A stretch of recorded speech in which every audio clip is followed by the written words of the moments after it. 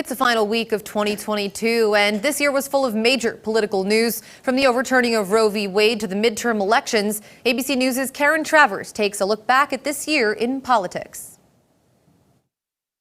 Inflation, abortion, and Russia were the top political issues in 2022. In January, Justice Stephen Breyer announcing he would retire from the Supreme Court. 3 months later, President Biden's nominee, Ketanji Brown Jackson, confirmed by the Senate, the first black woman to serve on the nation's highest court.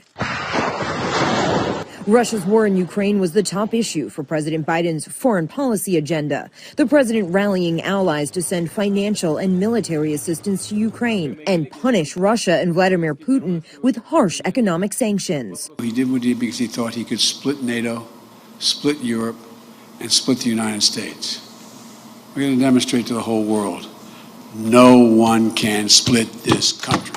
2 notable mass shootings in May horrified the nation. 10 black people killed at a Buffalo supermarket, and 19 children and 2 adults killed at Robb Elementary in Uvalde, Texas. A plague of gun violence that has taken over this country.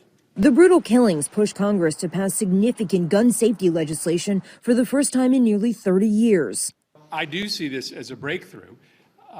The bill in and of itself is going to save thousands of lives. I have no doubt about that. After more than a year and a half of negotiations, President Biden in August signing into law the Inflation Reduction Act, a sweeping nearly $740 billion climate, health, and tax bill. It includes $369 billion in investments in climate and clean energy programs. The biggest, most important climate bill in the history of our country. The special committee investigating the January 6th attack on the Capitol holding 10 hearings. The committee concluded former President Trump committed multiple crimes, referring 4 to the Justice Department for possible prosecution. The U.S. shifted away from many COVID restrictions, but in July, President Biden himself tested positive for the virus. Going to be working from home for the next couple of days.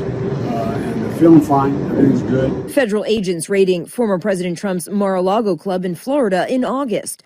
The shameful raid and break-in of my home, Mar-a-Lago, was a travesty of justice.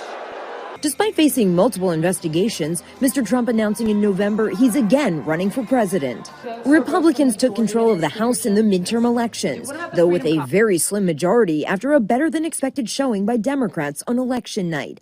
While the press and the pundits are predicting a giant red wave, it didn't happen. After inflation, abortion was a top issue for voters in the midterms, a response to the Supreme Court overturning Roe v. Wade in June. Since then, at least 13 states have stopped nearly all abortion services.